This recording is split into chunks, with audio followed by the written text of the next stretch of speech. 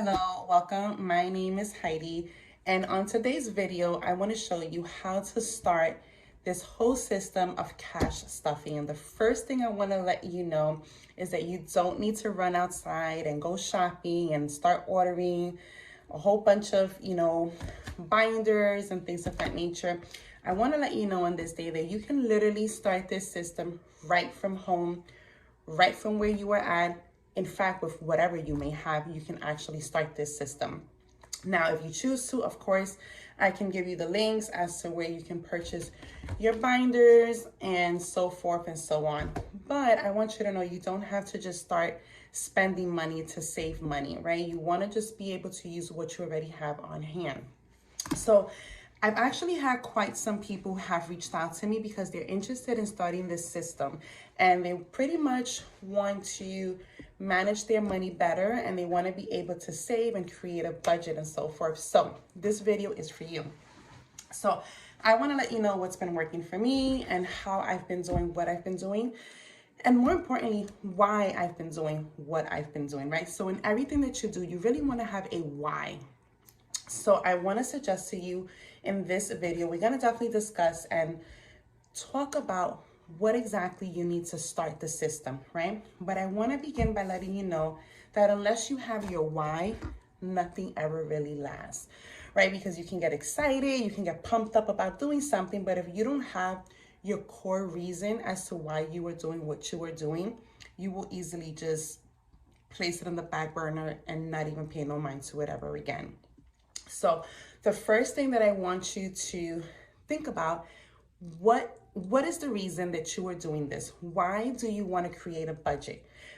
Once you have that reason, then that's the reason that's going to sustain you and keep you on track to help you to continue to do what you have to do as you begin this system. Okay, so enough of that, but I wanted to just throw that out there and let you know you need your why. So make sure you have that and make sure you write it down so that you can be reminded as to why you are doing what you're doing. So when it gets rough and it gets challenging to save or to create a budget, you can always go back to your why and say, okay, this is the reason why I'm doing what I'm doing. So let's move forward with it, right?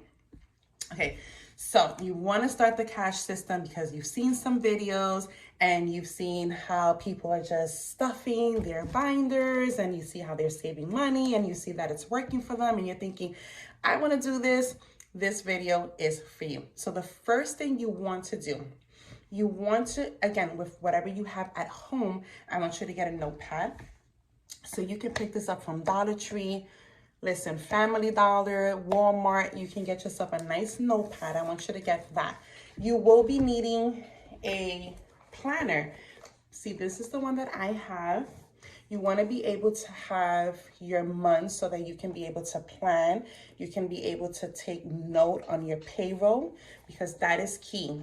Knowing when you get paid, whether you get paid weekly, bi-weekly, once a month, however you get paid, as many times as you get paid, you want to keep track of that in your planner, right? So that's the number one thing I will tell you that you do need to have, but I'm almost positive you probably already have a calendar at home and that is just sufficient. You don't have to get nothing fancy, at least not to start off.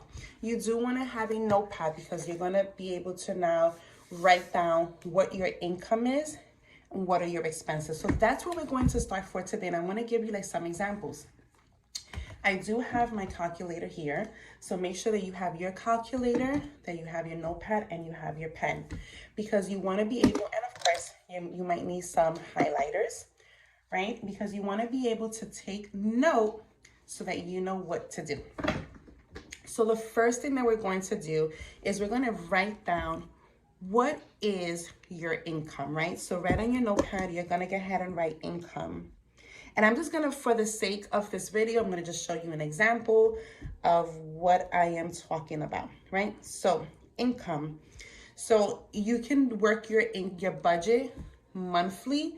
You can work your budget every 2 weeks. Whenever you get paid, you can work. For what works for me has been working my budgets monthly, right? Even though I do get paid bi-weekly, but I do create for myself a monthly budget and I hold myself accountable to the budget that I create. So I make sure that I stay within the parameters of what I have written down Because again, this is key, this is important, right? You know the reason why you're doing it, so you want to be sure to stick to the plan, to make sure to keep up with it so that you can get to your ultimate goal. So, and that's the other thing you want to determine. What is your goal? You have your purpose. What is your goal? You want to save money, you want to get out of debt. I know my reasons, I have several reasons, but the main reason was I want to come out of debt. Okay, so with that being said, you're just going to go ahead and write income. What is your income? For the sake of this video, again, we're going to create numbers here just to give you an example so that you can get an idea on what I'm talking about. So income, let's say from work, right, from wages. Let's just say that you are paid, let's just say $500 every week, and you get paid every week, right? So if you get paid $500 every single week, right? We're gonna do the math. We're gonna do 500, right? And we're gonna times that by 52 weeks because there's 52 weeks in a year.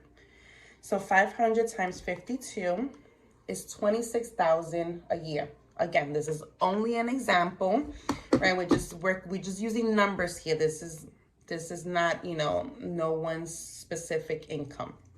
So 26,000 a year. So what you want to do is that in 1 month, since we're going to work on a 1 month budget, you want to take that 500, multiply it by the 4 weeks in a month, just to give you an idea, right? Or you can actually do, instead of the 4 weeks, you can do what you get paid every 2 weeks.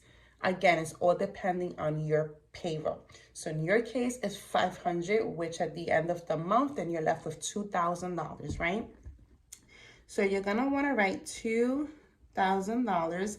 This is for your monthly income, right? So you wanna make note, monthly income, $2,000, because you're getting paid $500 per week. Right now, you have other sources of income, whether it's your side hustles, your side businesses, whatever other stream of income you're getting, you also want to make note of that, but you want to separate it. So you want to make sure that your wages, you're writing it like, let me just write it here. So this is like, let's say wages, right? This is like from work. Your wages is $2,000 a month. And then let's say from your side hustles, you know, your businesses, let's say you bring in like another $2,000, right? And this is from business income, right? So now you want to also make note of that. You want to write business income, another $2,000. Your wages was $2,000. This is all we're doing, very simple. We're doing simple math, just simple. I don't want you to feel like, oh my God, overwhelmed. Like, I want to do this system. I want to start it. I don't know where to begin. I'm going to help you. Okay, so now that you have your wages, you have your business income.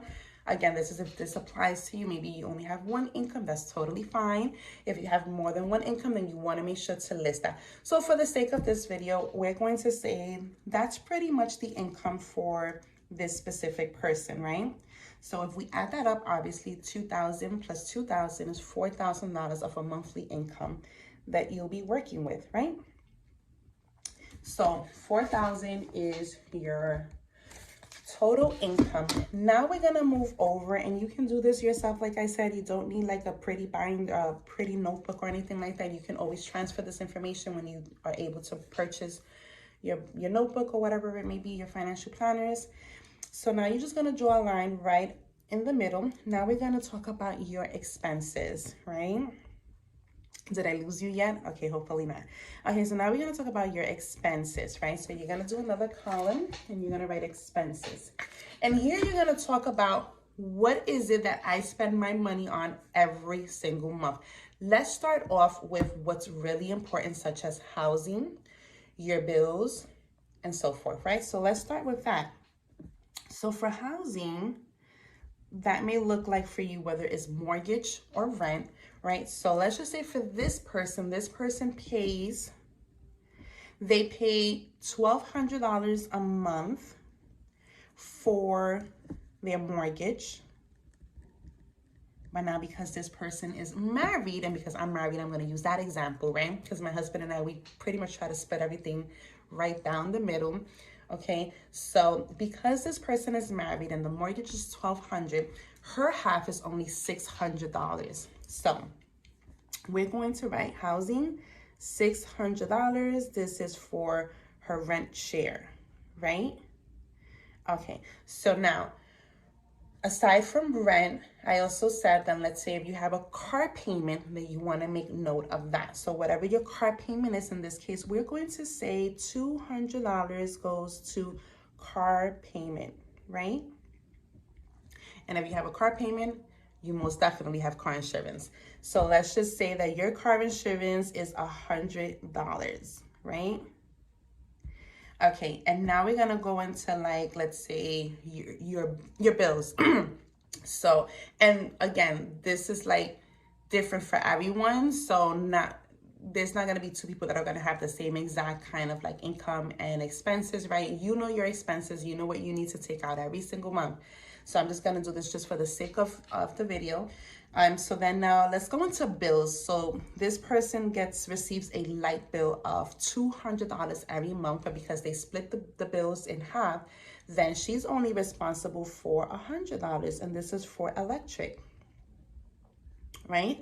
Okay, and then aside from the electric, she also has her cell phone. So she pays $50 for her cell phone, right? So we're gonna put cell phone, right? Okay. So where are we at? We got like 600, 7, 8, 9. We're already at 1,000, 1,050. Okay. And now let's see what else. Because this person goes to work every single day, obviously she has to drive, which there you go, transportation, right? So there's gas. So let's just say that she spends approximately $50 each week for gasoline. So we already know 50 times 4 is $200, right? $200 for 50 times 4. So she's spending $200 a month in gasoline, right? Okay, so she spends $200 in gasoline. Now, before I did all of this, I think the first thing that I needed to do that I didn't do was, well, this is what I would do. This is what I do because I believe in tithing. The first thing that you want to do if you are a tither, and if you're not, I recommend that you become a tither like ASAP. The Bible says, give and it shall come back to you, pressed down, shaken together. Listen, so whenever you get your money, the first thing you want to do is take out 10% because that money already belongs to God, right? And you may be saying, well, I don't belong to a church. That's fine. Then what you can do is you can take your 10% and give it to the local church in the community where you live, a church that you know is doing good works for the community. They're reaching people and so forth and so on. So make sure to take out your 10%. So out of that 4,000, 10% out of 4,000 would be $400, right? So let me add that here, although that is going to be like number one. So let me just put that here. Number one is $400 is going to go to tithes, to your tithes, right? And don't stop at the tithe. You want to also be able to give an offering because that's where God sees your heart. The 10% already belongs to him. You're just giving it back to him. But the offering is actually where God knows where your heart really is at, the offering that you give, right? And again, and you can select wherever you want to give your offering, whether it be to your local church. Once again, of course, if you belong to a church, then obviously your tithes and offering belong to the church that you attend. Okay, so now aside from that, we're gonna go under the assumption that this person is married, but they have no children. Lucky them, right? So they don't have to worry about, taking money off allowances or taking money out for school, tuition, lunches, and all that other stuff. So now that I mentioned lunches, so let's go to lunch because this specific person, she likes to buy lunch like every day, right? So let's just say I do this with myself. I give myself only $10 per day. I know you're looking at me like, what can you really buy with $10? A lot. Me, I know how to shop. I know how to buy. So $10 a day at the end of the week is $50 a week. At the end of the month is $200, right? So we're gonna do $200. So let's see, so far we have tithes, number one. We have the housing, number two, the rent share. We have the car payment, number three. We have the car insurance, number four. We have electric, number five. We have cell phone, number six. We have gasoline, number 8. And then we have lunch, 6, 7, 8 lunch we have. Let's see, what else am I missing? Okay, again, what we're going to do, what I did was I just ran everything down. I'm writing down here. Again, write your income and total out your income. Then you're going to do your expenses, right? Okay, so now what we're going to do, we're going to draw like a line right across, right? We're going to do like a nice line right across. And now we're going to add, since we already have our income, now we're going to add all of our expenses. Okay, so let's start off. $400 goes directly to tithes, 400. 600 goes to rent. 200 goes to car payment. 100 goes to car insurance. 100 goes to electric. 50 goes to cell phone. $200 goes to gasoline, and 200 goes to lunch. I have $18.50, but I'm definitely gonna just run those numbers again just to be sure that I did it correctly. So we have 400 plus 600 plus 200 plus 100 plus 100 plus 50 plus 200 plus 200, and that is a total of $18.50. So here you have it. The total is $1,850 in expenses, and the income is $4,000 a month, y'all. So you know what we're gonna do next, right? So now we're gonna subtract our expenses from our income. So we're gonna take 4,000, subtract the 1850. I'm almost positive people, like, you know, you may have a whole lot more bills and you're gonna write everything down. Okay, and look at the balance, 2150. So the balance now, after everything is paid, your housing, your rent, everything, your bills are paid. Now whatever balance you have, which in this case is $2,150. I know for some people that may not be realistic. For others that may be like, oh yeah, that's exactly more or less what I have left over. Okay, so now you have that $2,150. Friends, so this is going to be now the amount, $2,150, right? You took income, you subtracted your expenses, and whatever was left over, that is your net, your remainder, your balance after everything has been paid. My friends, that is the amount that you're going to now create your budget. This is the amount you're going to use. Well, this is your budget, right? Your budget is your income, your expenses, and then what you have left over. That is typically the amount when it comes to cash stuffing. When I run my system and the way that I do it is that after I take out everything that is due when I get paid, whatever balance is remaining, that's the balance that I use to go to the bank, take out that money, and then begin to cash stuff, right? And then I'm going to show you also about the cash stuffing and how you want to work back. So that's the balance, right? So see what I mean, friends? All you need is a notepad just to get, sometimes it sounds more difficult than what it is. When we think about budgets, we're like, oh Lord, boring. When we think about planning, financial planning, we're like, oh my God, boring. But you want to do this because you want to get a look at what's coming in and what's going out. This is the key. You want to direct your money to where it needs to go to. If you don't give your money an assignment, your money can control you. You don't want to become that person. You want to control your money. You want to manage your money well. You want to be a wise steward and be able to, whatever the Lord is allowing you to have, whether it's through work, business, that you manage your money well, right? The Bible says that to whom much is given, much is required. You are a responsible individual, that God has entrusted you with finances. So you want to take what you have and be sure to use wisdom in how you spend your money. Right? So, and in addition to that, I also want to share with you that the word of God also says that when you are faithful with the little, God will bless you with more. So don't worry if you're looking at me and you're saying, my budget is not even close to that. I don't have enough money to even have anything left over. I'm going to create another video and I'm going to show you what to do if you are in that position where you're like, I did my income, I did my expenses, and my expenses is more than my income. I'm going to also share with you what you can do in an instance like that. But for this video, for this purpose, this is for those that actually have money left over, and that's the money you're going to use to go to the bank, take out that money, right? And when you take out that money, then that's when we're gonna move over to the cash stuffing in your binder. So you may be thinking, okay, but how do I determine what I need, you know, which envelope, where I need to put my money in? Again, you don't need to use this. If you choose to, you can actually purchase this. I purchased mine on Amazon, and I can drop down the link on the comments below so you can see. But again, you don't have to. You can actually use envelopes from home, and then just like literally, you know, I love to like draw. I like to make things look pretty. You can get different color markers, and you can just take envelopes. Get a box of envelopes from Dollar Tree and just name your envelopes, and then put them nicely in a little nice portfolio, a little folder, and there you have it, right? You don't have to invest money in getting anything. This is only optional if you choose to. I did choose to because I like to be organized, and I want to have everything like in one place. You can have everything in one place the other method as well. So you're thinking, okay, so how do I determine which envelopes I'm going to be using?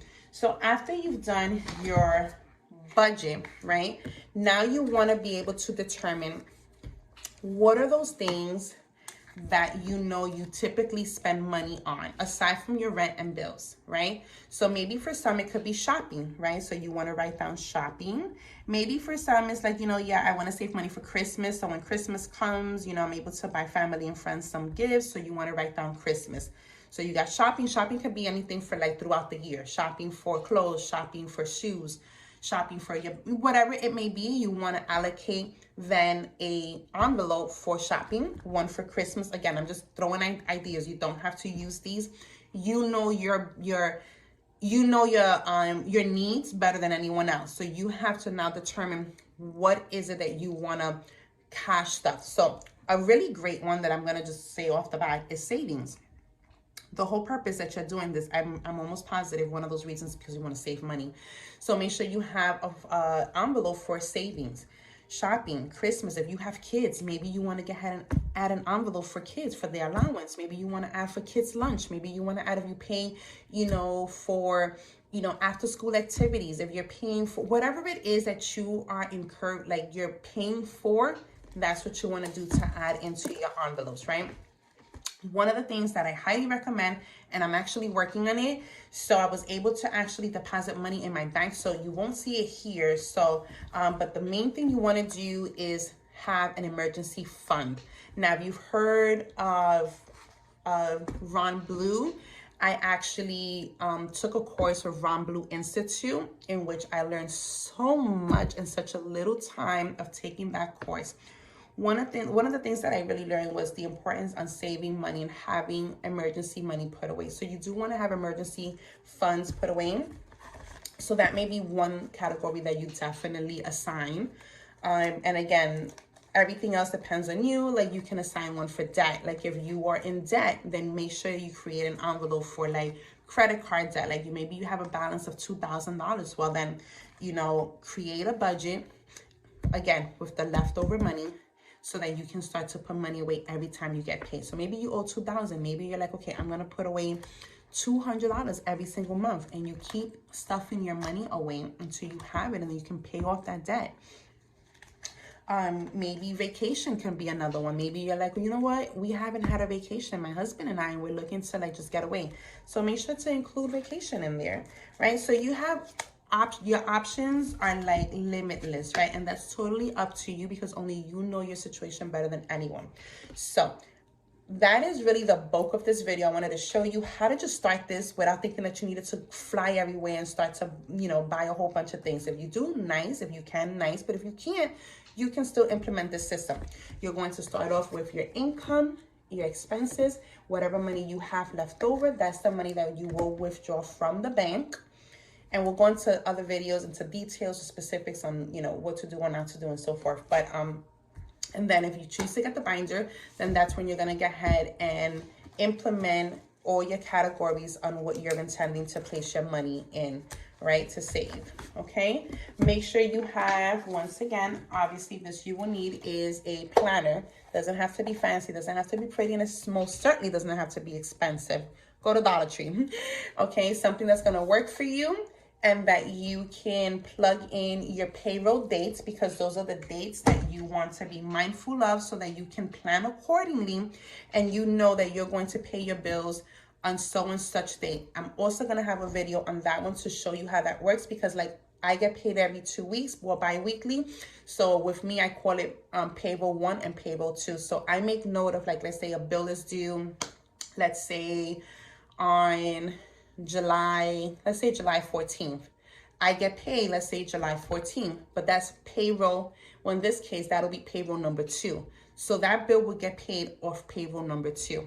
And then if there's a bill that's due, let's say July 3rd, then that came off payroll number 1, and so forth and so on. And I'll make a video on that so you can see how that pretty much works.